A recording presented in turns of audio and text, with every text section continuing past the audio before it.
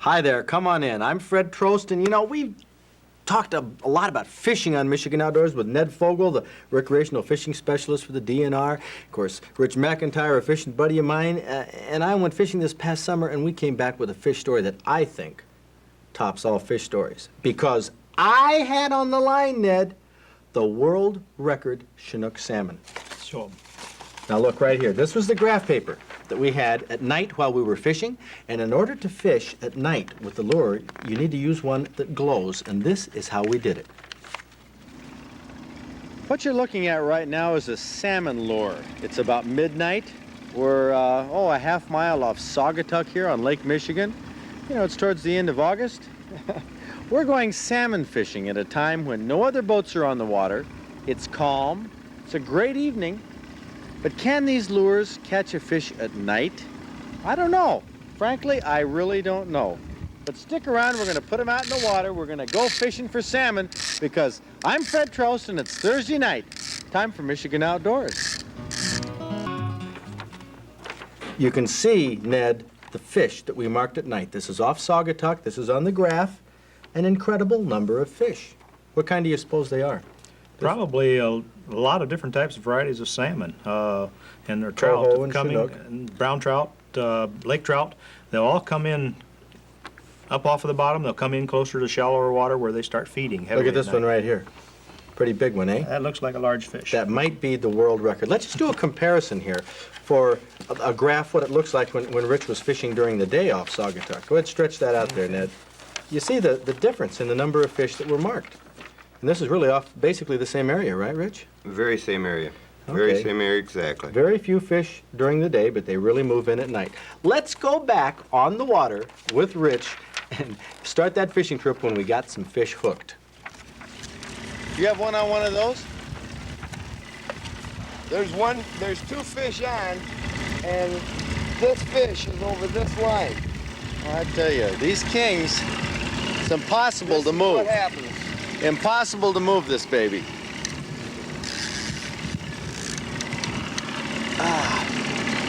How big they been running off Saugatuck here? I got them. Show you how a twin. I'll show you how you do twins here. So what are you gonna do? I don't know. What are you Two of gonna us with do? 3 lines. Ah, come on. Not gaining an inch on this baby. Lean right into it.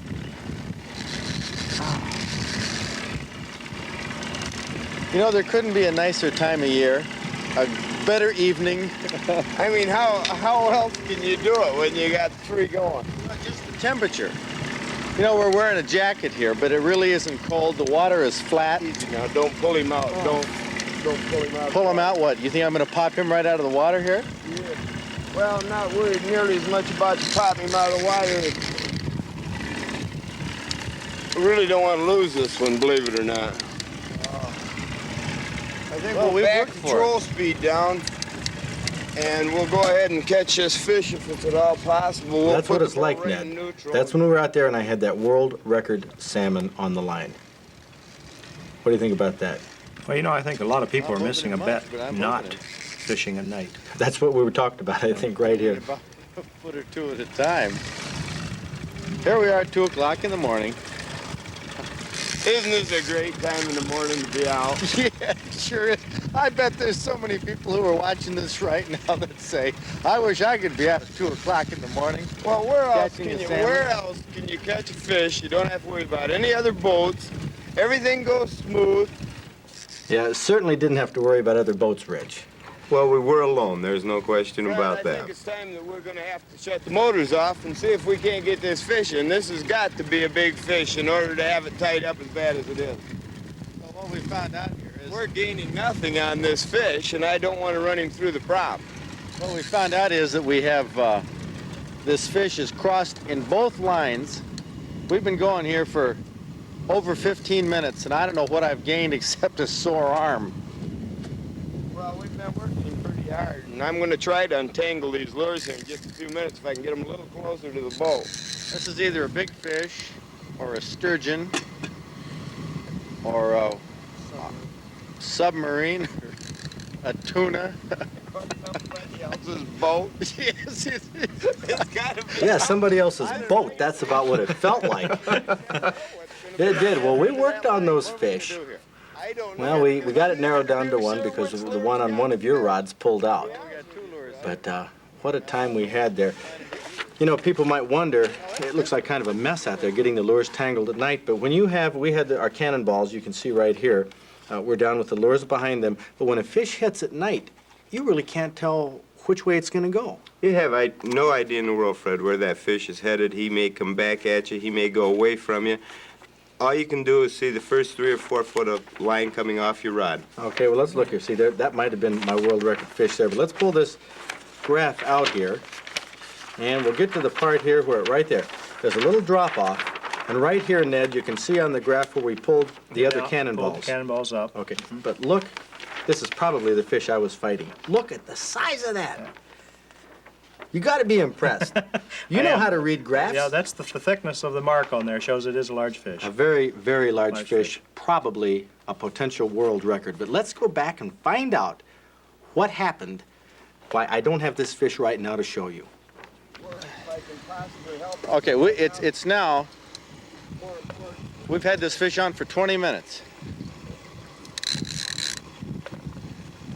This fish does not want to come up off the bottom. Well, there's one. You got them both cut? Both lines are cut. Okay, we're still hung up with one line. Well, you see what's happening right there, Rich? Bill.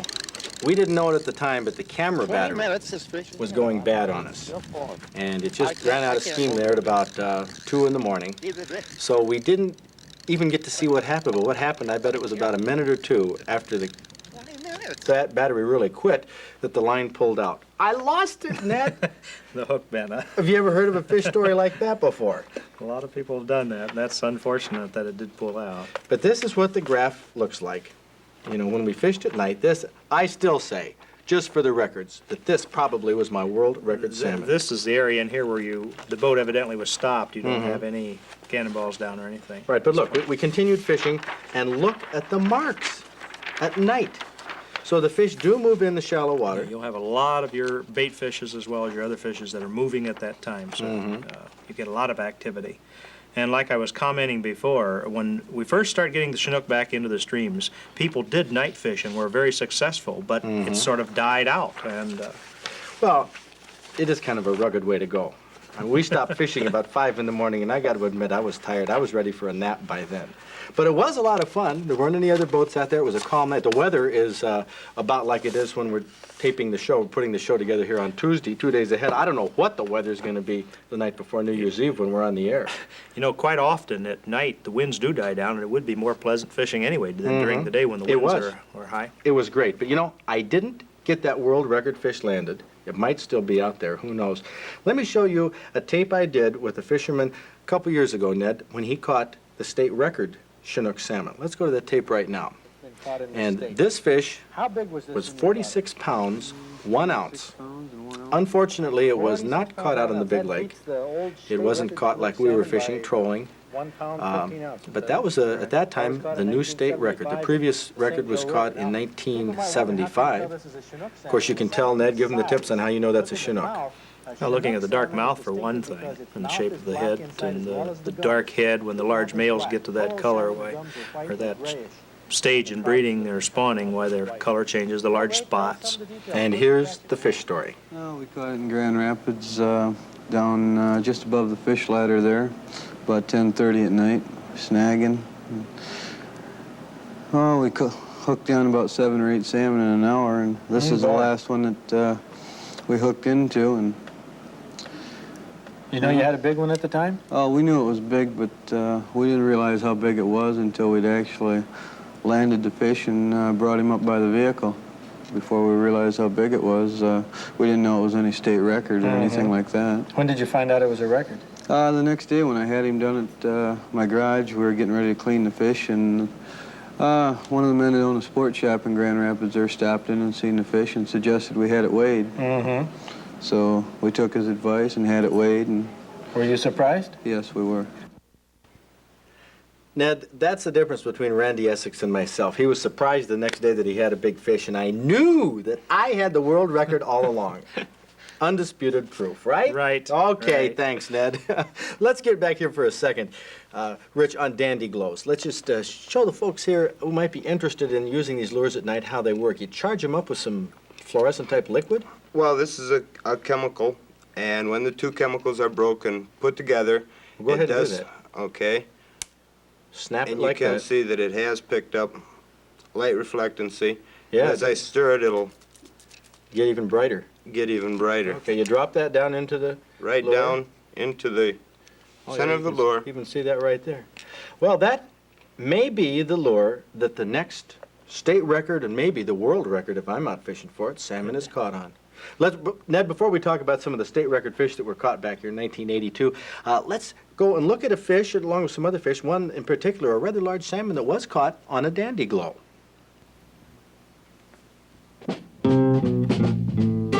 Here's a salmon that was taken on a dandy glow just to prove the really big ones do hit on those glow plugs. I'll have more on this fish at the end of this trophy report. But starting out at 8 in the morning, Kathleen Gabberty from West Bloomfield caught this nearly 17-pound brown trout trolling with a J-plug. Now that's the same style of a lure as a dandy glow. One of the characteristics of a brown trout is the square tail with a thick base. It really shows up on Kathleen's fish. Contrast that with the forked tail here. The white spots along the side also give this fish away as a lake trout, and a huge one at that, 19 pounds, also caught on a J-plug, gold in color. Toby Lampy from Garden City caught it off Ludington. That was 9:30 in the morning, late in September. Another good view of the forked tail of a lake trout with white body spots, 18 3/4 pounds, a hefty trophy. Gary Swofer from Mount Clemens was trolling Lake Bel Air with a fire plug. That's a small lure, much like a flatfish, trolled right near the bottom. That's where those lake trout lie. Well, you can see how the bottom of the fins are white on this laker. That's from bumping the bottom day after day. Now back to the fish with black spots and a square tail, our Great Lakes brown trout. John Marshall is proud of this near 17-pounder he caught in early September trolling a gold rapala in East Grand Traverse Bay, even though his wife outfished him the day before. Now I don't know why John used a gold rapala at 6 p.m. The previous evening his wife Andrea was using a silver rapala at 8 p.m. in East Grand Traverse Bay when she caught a full-bellied brown trout, almost 2 pounds heavier than John's. That's a lunker brown in anybody's book. Both John and Andrea live in Acme, by the way, so they know when and where and how to catch them. But here's that dandy glow fish, quite a bit smaller than the one I had on. This Chinook salmon only weighed 30 pounds 9 ounces. Not bad, though.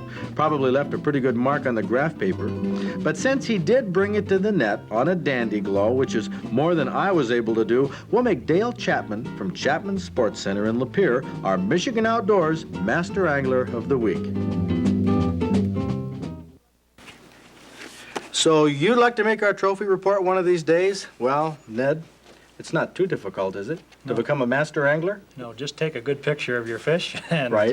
Meet the minimum weight standards that Okay. have been set up. All of the fish really that are nearly all of the fish that are caught in Michigan have minimum weights, and state records have been established. That's right. How many entries did you have this year? Pretty close to 600. Okay, well, we maintain a record book along with the DNR of all of the entries, and we look at the photos and we put the good ones on the show. But I want to talk right now, Ned, about 4 of the 8 state records that were taken.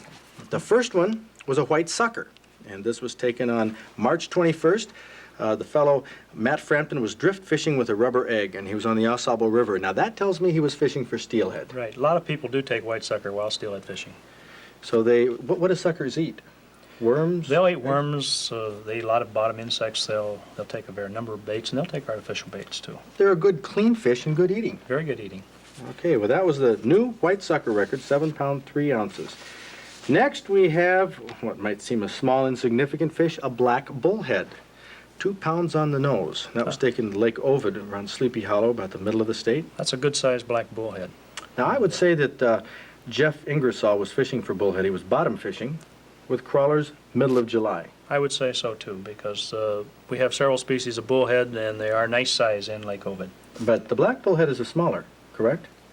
Smaller than yellow bullhead? Well, they run about the same size. I think the world record's around 8 pounds on the black bullhead. But of course, with the Master Angler program, a DNR fisheries biologist has to check out some of these questionable species, especially like a black and a yellow bullhead are kind of tough to And the tell brown apart. bullhead. There's 3 species, and they're a little bit difficult to tell apart. Well, that was our black bullhead record, 2 pounds.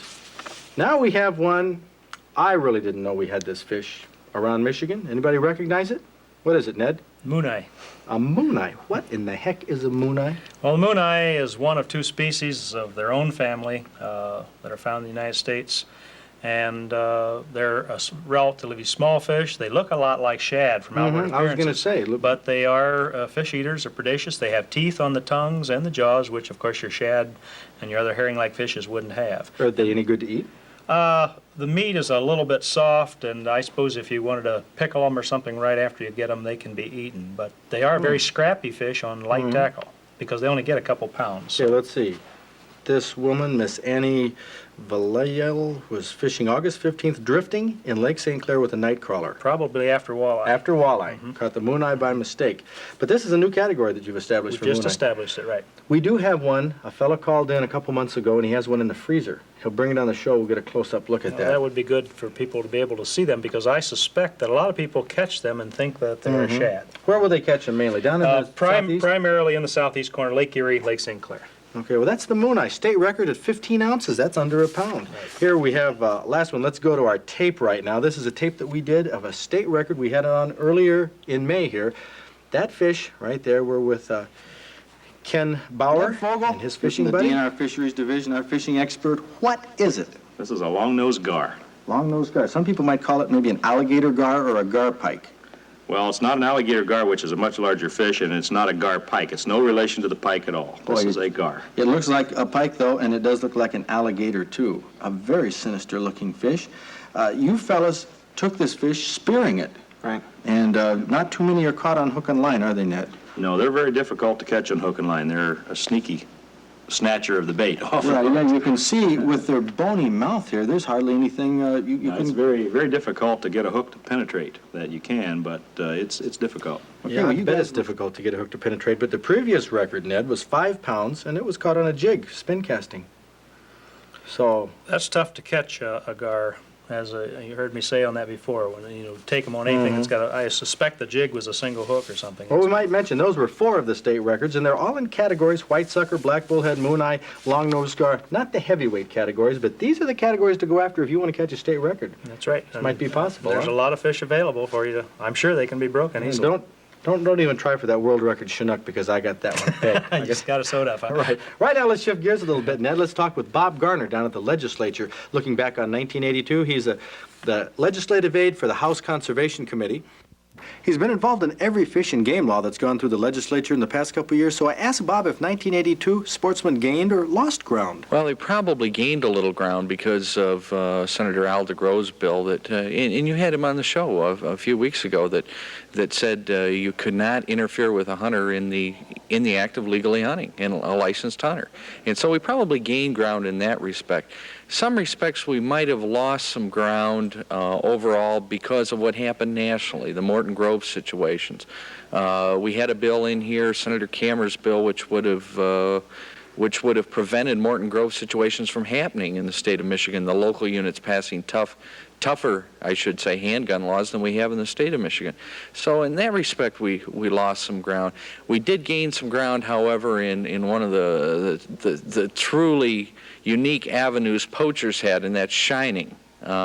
We ended shining from 11 p.m. to 6 a.m. in the morning throughout the entire year in the state of Michigan, with or without a gun in the car. And from the reports I get from conservation officers, it's worked out remarkably well. It's pretty much put a crimp on the problem of deer poaching.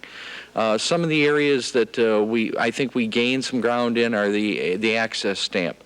That program of land access, farm access to hunters and fishermen, especially in southern Michigan, has worked remarkably well to the point of even this fall where we took the sunset date off from that act, and it will extend into next year and perennially.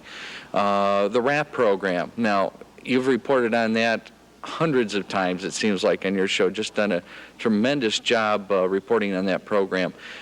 And the program has done very well itself. The latest series of busts that we know about the sting operations.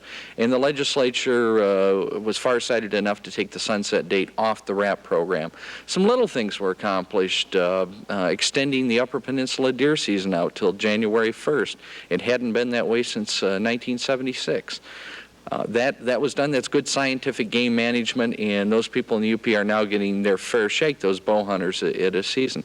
So when you take a look at it in the whole, I think we gain ground everywhere we turn. Now, whether we can continue that trend or not, I don't know. I certainly hope so. Well, nobody really knows, fellas, how sportsmen are going to fare next year, including Bob Garner. But next week, he's going to make some predictions. So we'll have that as we look ahead towards 1983. Well, Ned, here we are in the kitchen. We don't have anything to cook now, but we had something that I know is one of your favorite recipes, or one of your favorite game animals. Ed Groves and I both sort of supervised this recipe. You know what that animal might be? Has to be squirrel. Squirrel, you're right. Let's go up to Bow Camp this past fall, October, up to Houghton Lake, and cook that squirrel. A lot of people don't know how to cook squirrel. I'm not particularly well versed in it, and here we have one here that we got up at Deer Camp. Mike Ignat, you're from the Houghton Lake Chamber of Commerce. You've been our cook here at Deer Camp, and now you're going to give us a little lesson in preparation of squirrel. What I will do, so long you're in camp, to make it easier on you, I will quarter the squirrel to make it faster cooking. Squirrel is a very is that how you good approve of that being done, Ned? piece of meat. That's a good start. Quarter the squirrel like that. Actually have a lot of people don't know you have a background in wildlife as well as fisheries. Now, I did a research paper on squirrel. And during that research paper, you became acquainted with a lot of squirrel recipes. Yes, I did. Back in college. I was one of those poor graduate students, and my wife and I lived on squirrel for a long time. Ah, well, and you figure that's a pretty good animal to eat? Oh, it's an excellent animal to eat. try to do your best. The way Mike is preparing this now, we're just showing the preparation. There's really, if you do any more than quartering it, you can imagine, Ed, that you're down to some pretty small pieces. Yeah, right. But he's quartering it because, is squirrel tough? A lot of people think squirrel's tough. The older squirrel will be just like any animal. You get into the older animals, but the younger animals can be quite tender. And of course, fixing can do a lot in the way they meat. Makes a world of difference. Well, we quartered the squirrel outside.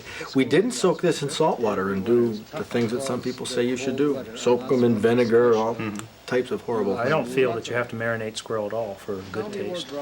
And this, I would have expected also a lot of people with it. You'd have to cook it all day long. No. Heard that it's tough, parboil it overnight.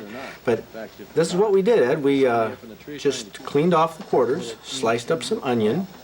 Not that much onion, a little bit just for the flavor. And Mike put it in some hot oil on the stove we had there in our mess tent. Oil's just about hot enough. Oh, looks like a good start, a good basic start to a wild game recipe. A lot of people think wild game you have to use all kinds of ingredients, and herbs and spices to destroy the flavor. Did you do just brown it then? And just browned it right here. In fact, Ed started getting quite excited just at this stage. Well, you can see, you cook this for 20 minutes. Oh, yeah, it really looks good. Now, we've been cooking this for 20 minutes. We cooked it for 20 minutes, we browned. Well, it looks good enough to eat right now. That's right. We browned the squirrel on both sides in onion and oil.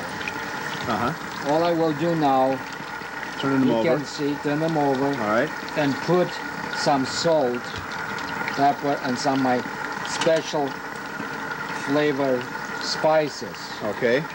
So you kind of do this to taste? I do everything to taste. I don't like to salt it before because salt will pull the blood out. Boy, that looks good. So I like to keep it sealed. Kind of seasoned salt on there. Right, and a little pepper. Black pepper. Some people like garlic, some don't. You can add a little garlic to it. Okay. And also, and now, of course, the last thing he put in was a little bit of red wine. Do you cook much in wine, Ed? We do a little bit. Now, the way I like squirrels, I put sour cream. Okay. Wait. We just... I didn't want to wait. Ned hasn't seen this recipe yet, but we're just a little bit ahead of the game on you here. But we do have some sour cream coming up. But Mike cooked this for, about 20 minutes longer when it was covered. And then, after 20 minutes, when this was all done, then he put the sour cream in. Meet your approval? Meets my approval. two, Well, let's get a taste of this. Yes, I'd be glad to give you a taste. Of course, we have a special tuster here, Linda Jaworski, a bow hunter here. She's gonna take a taste of that, and Boy, does that look good. we'll see what it's like. Boy, look how that's cutting. It looks pretty tender to me, huh? Sure does. It Give smells Go delicious. ahead, just pick it up with your hands and tell me what that tastes like. How is that? Mmm, boy, is that good. All right. That is tender. All right. Can Wow, I have a that taste of is that myself? great. I'd like to try some of that. Mmm. I'm gonna have another piece. Oh boy, that was worth the wait. Mm. Well, thank you, Mike, for a That fabulous is recipe. really good. I've never had squirrel before, and that's fantastic. That is Great. fantastic. And I hope that all of you folks will, not all of you, but maybe 800, 1,000 of you will join Ed Groves, Ned Fogel, and myself at our Sportsman's Recognition Banquet coming up January 29th. We're going to honor all of the Master Angler people there, right, Ned? Right. Have a few other things coming up on our outdoor calendar, Ed? Right, let's take a look. The Michigan Outdoors Outdoor Calendar. You know, there's an awful lot coming up in 1983 on Michigan Outdoors, so I hope you stay tuned. But we're going to close out this year, Ned, with what we call an outtake. This crazy guy, McIntyre, pulls a few pranks out on the boat. You know, the night that I was catching that world record Chinook salmon, I was asleep in the bottom of the boat. You know, it's 2 o'clock in the morning, a little bit late, past my bedtime. He wakes me up. Didn't know where I was, you know, had no idea. Here I'm in a boat, where am I, off Saugatuck, who knows where. What I caught was actually probably the only entry this year. What would you call, I guess, a Master Angler Strohs? That was a 3-gulp Strohs. It was. Okay. Well, we're going to go to the tape here. Rich? This is what we call an outcut. How long did it take? And this is how we'll finish 1982 on Michigan Not Outdoors. too bad. It's a nice cruise out here. What do we got? Why don't you take it, Fred? Okay. I think probably, by the way it feels, it's probably a lake trout. How's it feel?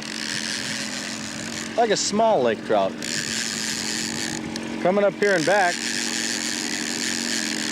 Wonder what you got. Let me get it up.